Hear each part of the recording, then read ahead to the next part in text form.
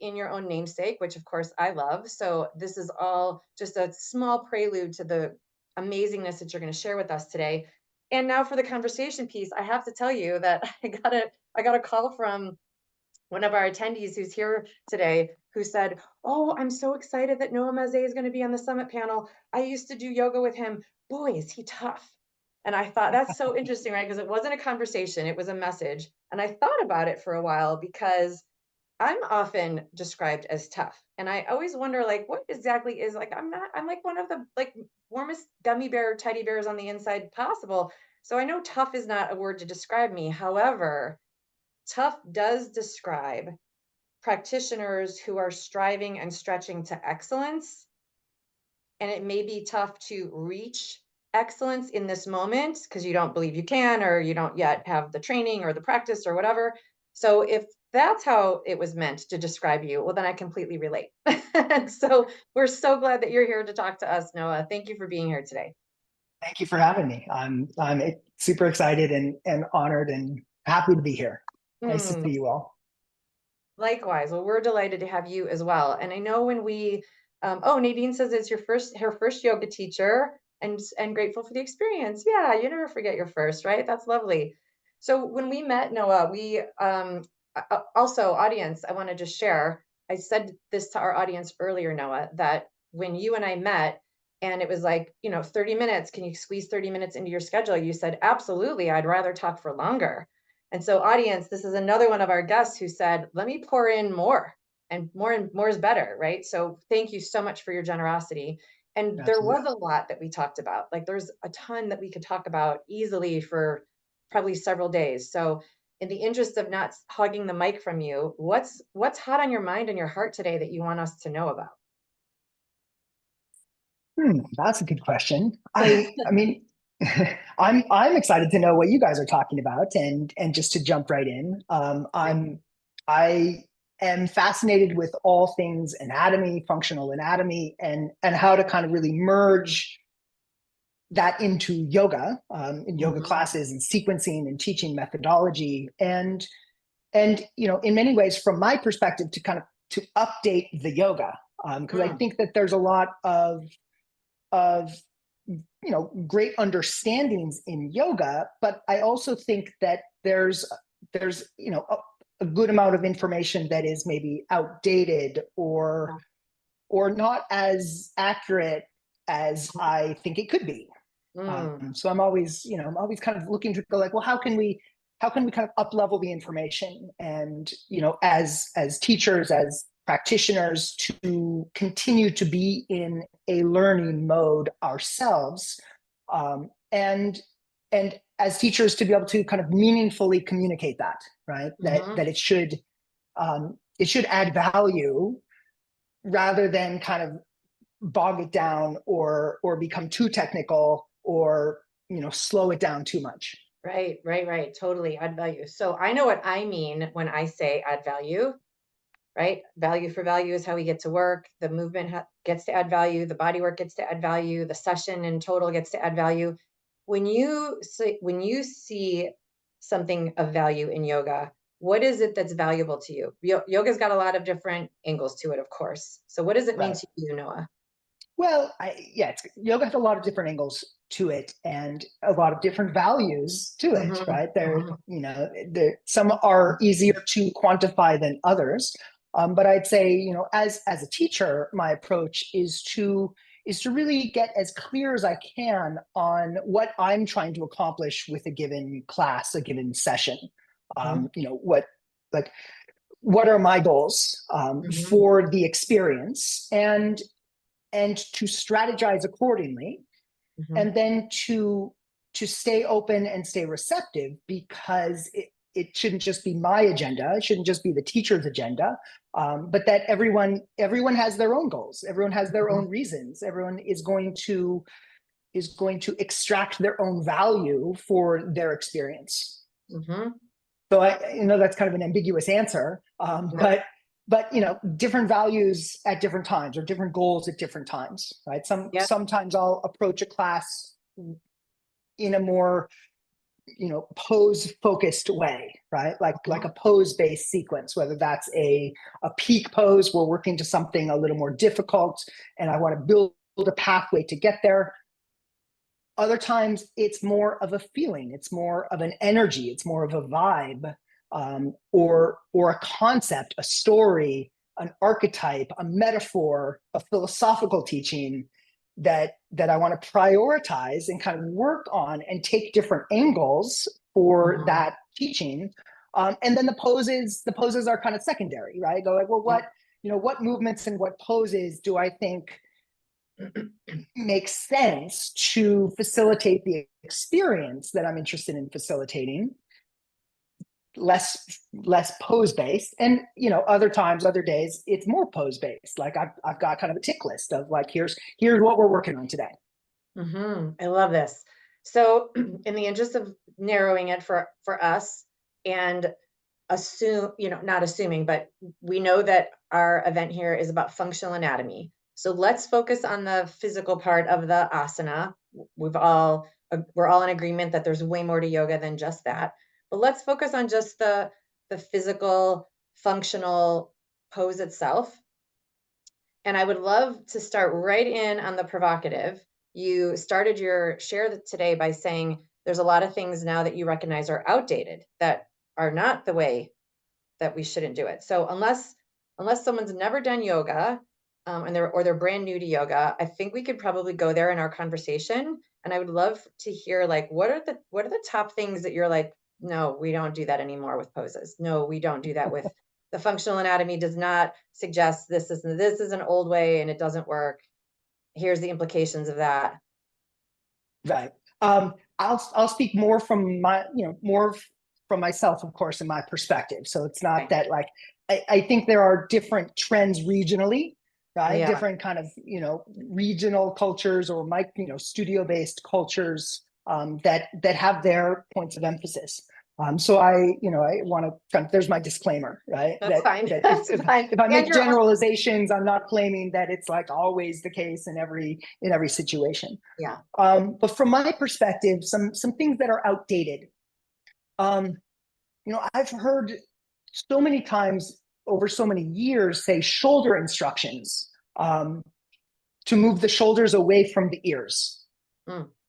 Particularly in any sort of reaching up arm position to move the shoulders away from the ears.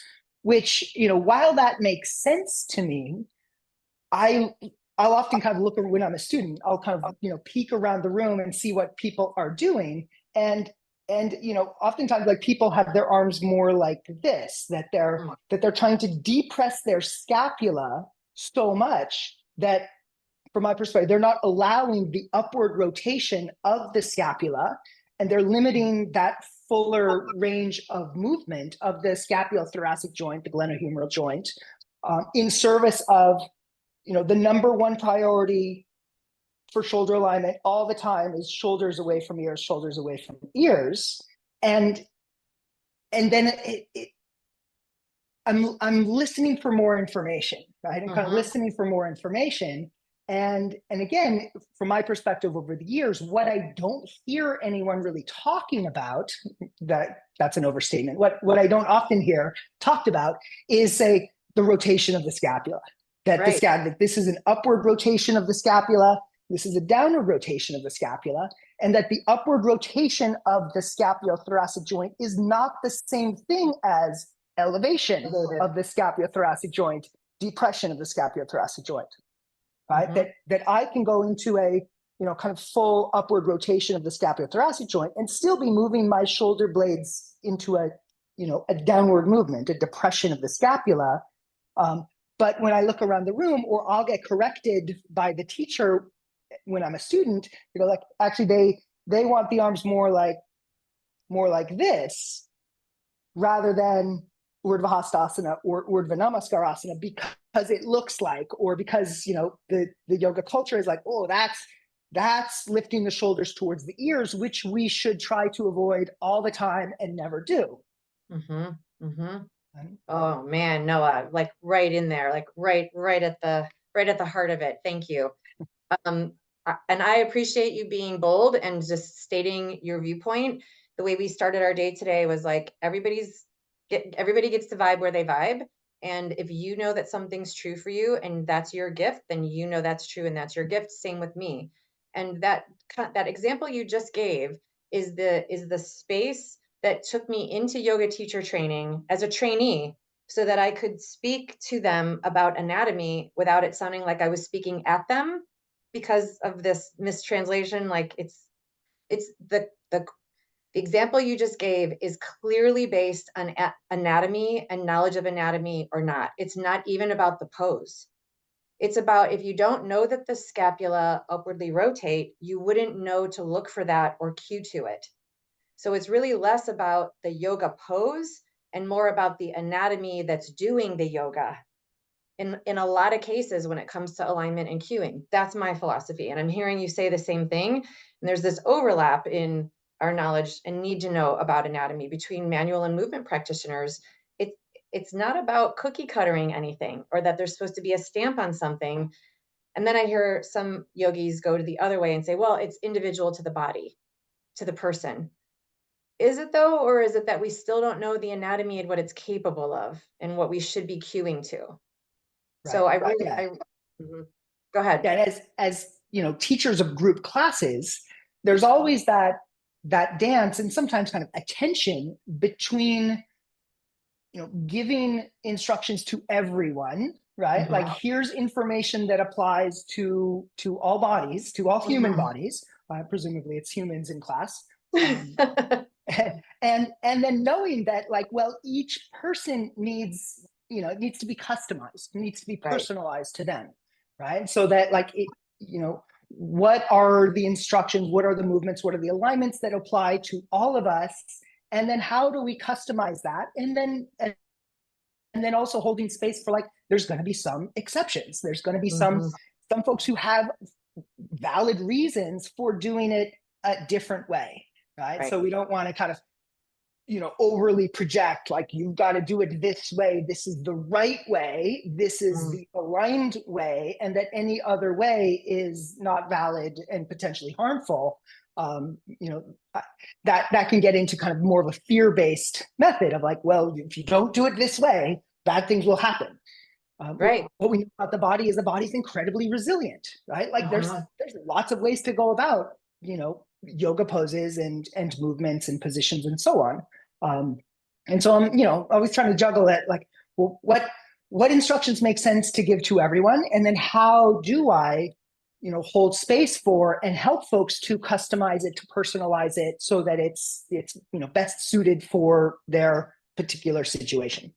Right. Exactly. And I think what you're saying is like if there's a right and a wrong way to do a pose, again, we're focusing on the movement, the pose itself, instead of the design of the movement to do the pose. Right? Like if we need to know the availability of movement in the body's design, and to your point, and is that available in this person in front of me in this moment? And then we do the yoga pose with it. It's not whether the hip should or shouldn't be doing this in that pose. It's what is the joint action of the hip, period. Whether it's Yeah. in a yoga pose or in another thing that looks like that, and then take that to the yoga pose. Like, what's the joint action and the muscles involved in that? And as you're saying, movement availability and yeah. Anyway, like I said, we touched on this when we first met. We could definitely talk forever on this particular space. Is Yeah. there some? Go ahead. Were you just going to say, is there something else like you Well, wanted I me was, to I kick on yeah, yeah, another thing? that, yeah, that, Okay. Okay. Which I'm scrolling my list. yeah. Okay. Hyperextension of knees. In, Mm, again, my context is yoga poses, yoga classes. I will often hear the instruction of, say, microbend your knee or your knees, right? Or that's a more clear instruction from my perspective than, say, you know, soften your knees. I mhm, don't, I often don't really know what someone means. I'll interpret it the way that, you know, with my information, but when someone says, like, well, soften your knee or soften your knees, well, what does that mean? Does that mean, mhm. like, you know, to disengage my quadriceps? Should I let my kneecap go? does that mean bend my knee? Does that, like, what does that mean to soften my knee? Right. But I think, oftentimes that micro bend your knee, soften your knee, from context, I think that those can be meant to mean the same thing. For Um, sure. and I can appreciate wanting folks to not go to their end range of knee extension, particularly if that hyper or excessive hyperextension capacity. So I get that. I get that why we might want to, back someone's knee off from their end range extension, microbend your knee. Then then I'm listening for more. Like, is there more information, or is that it? Oftentimes I don't hear any more information, but what I'm listening for, and when I teach this in, say, alignment yoga classes, I will put an emphasis on engaging the flexors of the knee. So it's not just back the joint off, micro bend the knee, but what muscles flex the knee. And of course, it's the calf, the big superficial calf muscle. It's gastrocnemius, and it's all three hamstrings, right? The hamstrings and gastrocnemius principally that flex the knee. So then what I'm listening for is, micro bend the knee is kind of step one. Step two is, now let's engage the knee flexors. So is there an instruction or two aimed at calf engagement? Is there an instruction or two aimed at hamstring engagement, so that we're engaging these muscles that are being eccentrically lengthened to stabilize the knee joint in knee extension? And that's, so that's what I'm listening for, and I don't often hear it. Right. Right. I love this conversation. And it's not to throw shade on any movement practitioner or yogis. To your point, it is a different challenge when there's a room of 30 students with different ranges available in their body and different practice points that they come and present with. Absolutely. This is not shade on any group training experience whatsoever. It just comes down to, what's your intention when you're in the room with them? Like you said at the beginning, like what value am I adding here? Are we correcting functional movement? And if so, when I give cues, this is the phrase I've been using lately in my community with my trainers, based on what? Right? So like we're working through case studies in one of our training modules right now, and it's like, well, this person presented with this, so I did that. Great. Based on what did you do that?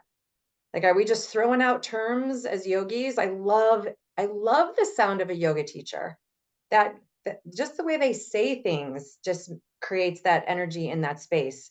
And when it comes to anatomical things they say, to your point, I'm always asking myself, based on what do you want me to soften my knee or drop my shoulders, or, based on what? And that's where the anatomy comes in. And once you have the anatomy, you can speak colorfully. But based on what are you asking someone to do that if you're aiming for a functional result for them? Yeah. And Yeah. how I often phrase that in my trainings is know what you want and why, or know what you mean. Like, do you understand what you're instructing, right? And why, based on what? What's the why behind that? And more functional anatomy knowledge gives us more whys, right? We can kind of explain our choices, or our choices from more perspectives. For sure. For sure. And so when you're doing your teacher trainings, Noah, what is the focus for you on the functional anatomy part? I know there's so much about yoga that I'm sure you try to cover in a relatively short period of time. I get it. But from the functional anatomy perspective, for those of us who are in the audience who aren't yogis, we're still learning from this conversation. There's an overlap between manual and movement practitioners and their need to know anatomy. It's the same.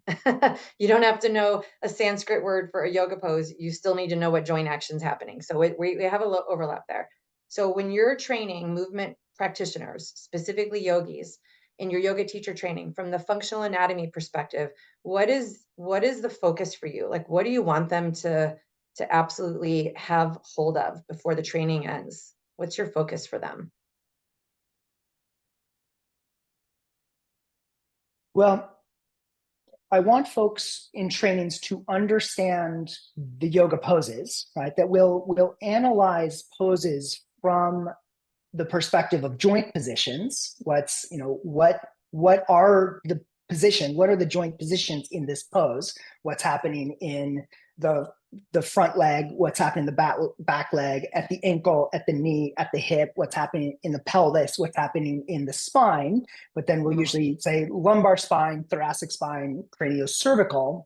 What's happening in the shoulder? I usually put shoulder into two kind of groups of glenohumeral joint and scapulothoracic joint. What's happening at the elbow, the wrist, the hand, and so on. So that we're understanding poses in a deeper way, able to kind of analyze them from a joint position perspective. That should make observation a little bit easier in terms of looking around the room and what's actually happening. Right. And are folks in those positions in their kind of appropriate range of motion in that pose? Then from there, I want to go further underneath the surface to say, well, what are the muscular actions? What muscles are being shortened, right? What are the concentric muscles? What muscles are being lengthened? And of course, there's a lot of isometric. And once you get into that pose and you're holding that pose for some time, everything becomes an isometric stabilization. So I want folks to kind of be able to name kind of, those key muscles, like what are the main things being shortened? What are the main things being lengthened? And then what are the necessary actions? Right? So if we're in, say, triangle pose, trikonasana at the front leg, we're interested in, say, not excessively hyperextending the knee.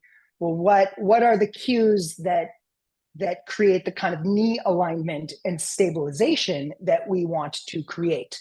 So microbend your knee might be one of those first instructions. Then press the ball of your foot down, engage your calf muscle, pull up on the calf, pull your front foot isometrically towards your back foot, like you're doing a hamstring curl, lift your kneecap, engage your quad, straighten your knee without hyperextending your knee. Would be more like a paragraph of instruction compared to, say, a one line of soften your knee or microbend your knee. Right. And it would become a paragraph naturally if you were following the anatomy. It would tell you in your mind which of those to follow. Beautiful. Yeah. Do you have does that get covered, do you think, effectively in a 200 hour, or do you think that yogis need to be in a 300 hour to really get it? Depends on the yogi. Oh, really? Yeah, depends on the yogi. It depends on how much prior knowledge someone is coming into a training with. Oftentimes, in my experience in 200-hour trainings, it's been a long time since someone's studied anatomy, taken an anatomy class, with certain exceptions, right? Sometimes we get manual practitioners, we get physical therapists, even doctors, massage therapists into a yoga teacher training. So there's not uncommonly someone in the yoga teacher training that knows more about anatomy than I do, which is fantastic, because now I've got a fact checker and someone who can kind of, augment and add things from their perspective, which is fantastic. But oftentimes in a 200-hour teacher training, we are more kind of introducing these things to folks. Right? So I definitely like step it back, more of kind of an introductory level in the 200-hour training, and break it down into bite-sized pieces. So we'll do some anatomy every day of my 200-hour trainings, because that results in more learning from my perspective, right? We've had things more like anatomy intensives in my 200-hour trainings, but I think folks they reach their saturation level and they're full of information, and they can't just keep absorbing information. So I try to kind of make it more bite size and make kind of an installment of information, 30 minutes to an hour of anatomy each day of a 200-hour training, where in my 300-hour trainings, folks folks have the prerequisite of already Right. doing a 200-hour training. So in my 300-hour training, I like to approach the anatomy in like a concentrated 6-day block. Right. So we Oh, have kind of a, I divide my 300-hour training into 6 modules, six-day modules, and it's module 2 that is our kind of main heavy hitting, all things functional anatomy, kinesiology, applied biomechanics. So there in the 300-hour training, I like to kind of, we'll have a body region, say shoulders. We'll be working shoulders all day long. And oh, another day will be hip, another day will be knee, another day will be, knee, ankle, foot.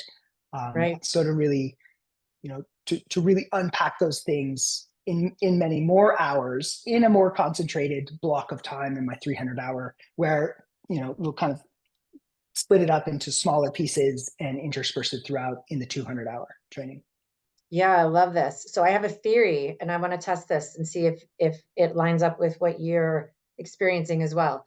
So in your 300 hour, if someone's been with you in a 200 level, now they're with you for their advanced level, and you're going over anatomy in essentially the same shoulder again that you did in your It's the 200 same hour, shoulder. the Yep. same shoulder. Is there more for them to learn at the 300 hour that's wildly different and deeper than what they learned at the 200 level?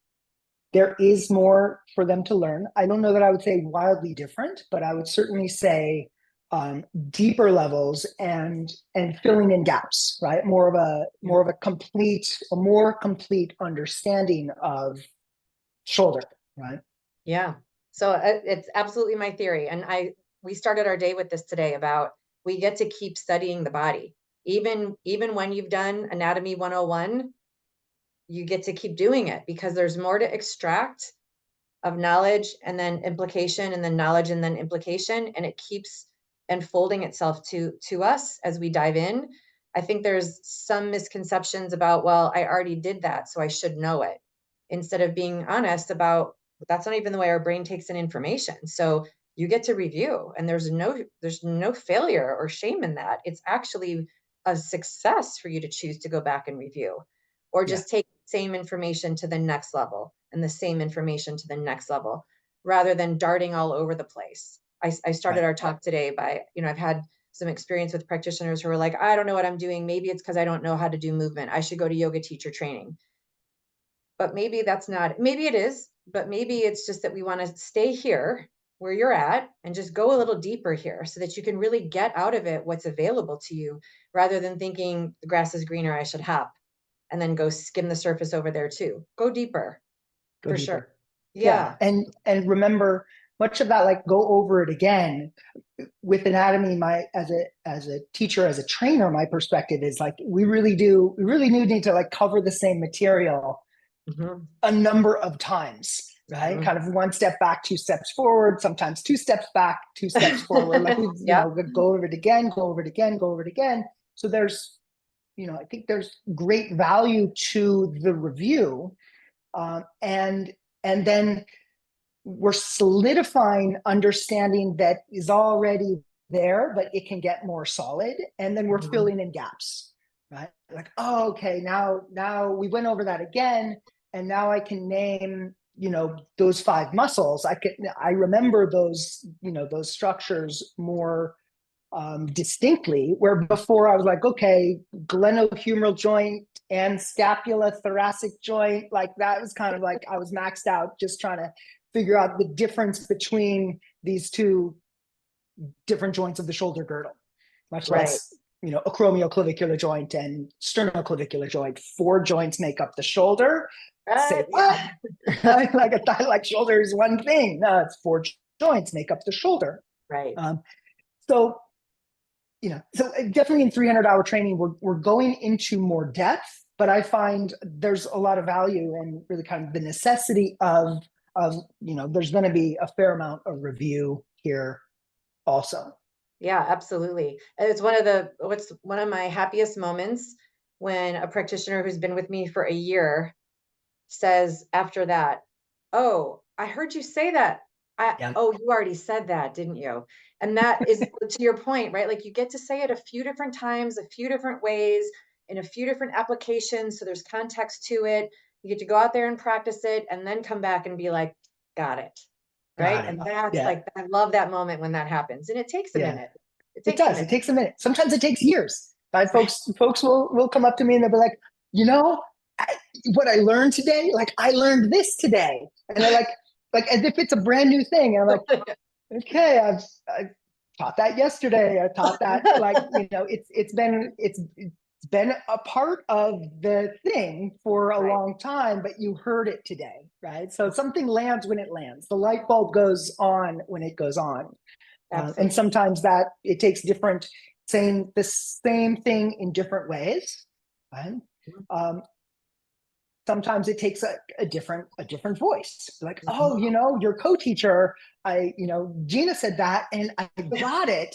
Like she Yes. said this like revelatory, amazing thing, and it was so life changing for me. And it's from my perspective, might be something that I've said quite a bit myself, and that person's been in class. But you hear it when you hear it. Yes.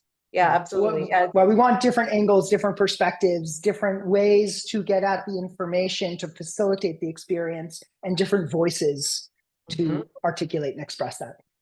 Yeah, I would much rather a student, client, practitioner. I would much rather a practitioner say, "Oh, I heard Noah say this amazing thing on the summit that, to your point, we've been talking about for a few months now, and that's cool." I don't need the recognition for that. I need them to get it, and I would rather that happen than them skip what we're trying to create together and go off in a whole new direction because they think they're not getting it. That's the hop skipping that I've been experiencing lately. I was like, please just stay here. Let's just one more time go through it. It'll land and it will be magic for you when it does. Yeah. Right. It's like so much value there. So I love that you have your different levels and you can bring people through it, same if they choose to come, that's beautiful. Do you want to talk to us, Noah, about your method? Because we've said that you do yoga teacher training, and it's not just any yoga teacher training, or you wouldn't call it a method. Do you want to talk about that a bit? The Sure. Masley Yeah. I method? mean, the Maze method is what we call it. Mhm. My last name is Maze, and really, it's my perspective. It's an education. It's an Mm, education and an educational model rather than an advocacy for a certain way to do it. Right. got So it. it's not really like it's not a yoga style per se, right? Because I might teach vinyasa, I might teach restorative, I might teach alignment. I'm going to teach different types of classes and different types of yoga. But that I want the deep underlying information to inform all of those applications. Mhm, So my emphasis is really on the education, right, mhm, of yoga history and culture, mythology, philosophy, poses, functional anatomy, teaching methodology, and that it's the knowledge that empowers everyone to then kind of go about their applications, right? mm, Teach what you want to teach the way that you want to teach, but that there's more information that is informing all of those choices. mhm. I love this. And is it all in person? It's in person and online. Mhm, perfect. I Yeah, love it. I live right now. I live in Los Angeles with my family, but we have just committed to moving to Boulder, Colorado, which is my hometown. So we're kind of we're pulling up roots. I've been Oh, in Los Angeles for 21 years, going back to Boulder, my hometown, and so kind of we're in this kind of transition time. But the space that we have, our home in Boulder, has a yoga space as well, so we can have folks on site for trainings and so on. And then I'll be tapping into the yoga communities in Boulder, Denver area. So I'm excited to be back into the mountains. yeah. This is huge news. I didn't know you were moving. This is Huge news. great. Is Yeah. it, can you give us a timeline? Do you know when that's happening, or do you not want to freak people out? June. Moving in June. June. Yep. Okay. Do you think you'll go back and forth to LA, or are you gonna Yes, be, yeah, back and yeah. forth to LA. My wife Tracy is from here, so she's got, her family's all in the Los Angeles area, so we'll be back and forth quite a bit. We'll have Amazing. we'll have roots still in LA that we're growing and nurturing, even as we kind of shift to, part of it, the California exodus. Oh, is that what it is? I was thinking you're just ready to conquer another city, Noah. Less about conquering another city and more about quality of life, right? Uh-huh. Los Angeles is expensive. It's expensive here, Mhm. and it's a big urban sprawl. So I want more mountains. I want more nature. Um, that that is near and dear to my own heart. Once upon a time, I used to be in outdoor education. So I used to lead wilderness trips and work for Outward Bound and Oh other yeah. similar organizations. And so I Oh, I I always love kind of hybrid combining yoga and nature experience and yoga. So I'll be able to better do that in Colorado. I love this. I didn't know you were an outward bound guy. It makes total sense though. No wonder you were described as tough when it comes to being a yogi, because you got the physicality. You're there for Yeah, sure. yeah, Yeah. that probably is part of it because yeah, like in Outward Bound in outdoor education, I would often teach rock climbing and rappelling, so we'd be doing these kind of high impact activities, Hmm. um, and then teaching yoga, it's more of a it's on a mat, it's more horizontal. We're not climbing the tower or rappelling, right? It's not the vertical kind of plane of things. It's the horizontal plane of things, but that there's a lot of crossover. One of Outward Bound's kind of philosophies is the conscious use of the metaphor. So Mm. where we're climbing or we're rappelling, that's kind of the literal activity. But how is that a metaphor? Like what else is going on? What else are we cultivating? What kind of qualities are we working on in ourselves and as a group? So that informs my approach to yoga as well. It's about the pose, yes, but it's also not about the pose, or it's about more than the pose. What else is going on? What else are we facilitating? What else are we practicing and cultivating? Not Hmm. just, you know, strengthen those muscles, lengthen these muscles, and so on. Hmm. Yeah. And were you outward bound person before you were a yogi, or did they happen at the same time?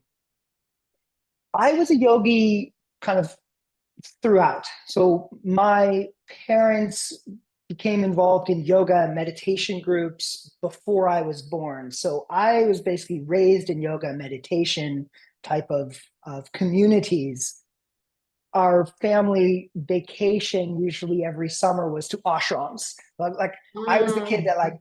that went to an ashram in New York or India with my family. Um, So cool. that was our vacation, so to speak. Um, and and then my love of the outdoors, growing up in Boulder, Colorado. So those existed kind of side by side, and in those years that I was working for Outward Bound and other organizations, I would do my practice every day. I would sit for meditation every day. If folks were interested, if they asked, I was happy to kind of share and teach some things. But it was just more me. It was more my kind of personal practice, spiritual identity, and so on.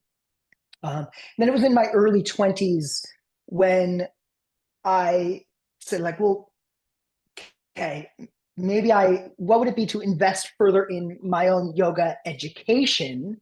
Mm. And what I was invited to be a student in a teacher training. I didn't really have goals of becoming a yoga teacher, Oh.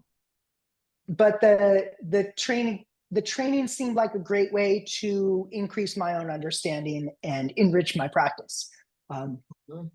and and then I got the tools of teaching yoga, and bit by bit, little by little, it started to shift from organizing my life around outdoor education, work opportunities, to organizing my life around yoga teaching opportunities. And in the early 2000s, I remember there was one year that I articulated like, okay, this is my year of yoga. I'm going to take a year. This is my year of teaching yoga. I'm going to take a year and really dedicate myself to teaching. Teach in a lot of different places, a lot of different environments that yoga is taught in, and assess after a year of, do I like this? Right? Is this a value added project for myself? Do I think I'm good at it? Right? Is this something that Mhm. I have to really offer to the world? Um, and if I wasn't really into it, or if I didn't really think it was my thing, then I would still have my wilderness certifications. I could go back into that work. So I gave it a year, and I really haven't looked back. Like that. That was a pivotal year for me. Here I Mhm. am teaching yoga. I love it. I love it. So there's a couple people. Rochelle, for one, said she was super sad that she had to leave during your presentation, which makes her sad. And I just got two direct messages. I don't know if that was I don't know if that was specific, or if you guys want to send the note directly to the full feed so that Noah can seize it, so that Noah can see it. But there was a comment here about the Maze method is an education, and that you share a lot during the training, and there's just a high five, like a kudos, thank you for that kind of comment in there. Yeah, maybe it'll Yeah. come in the regular chat.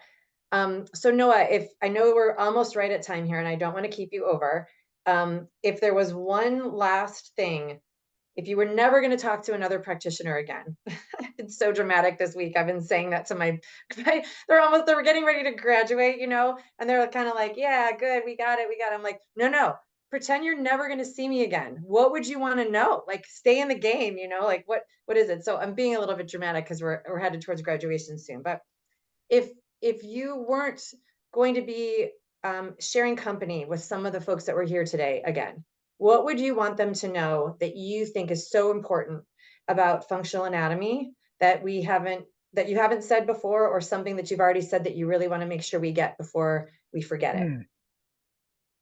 Mm. So many things. I But that know. you might again, my emphasis is on continued learning, right? That as much as we know, there's always more. There's always Yeah. more to learn. There's always more to know. So to stay in a growth mindset, stay in the receptivity of that.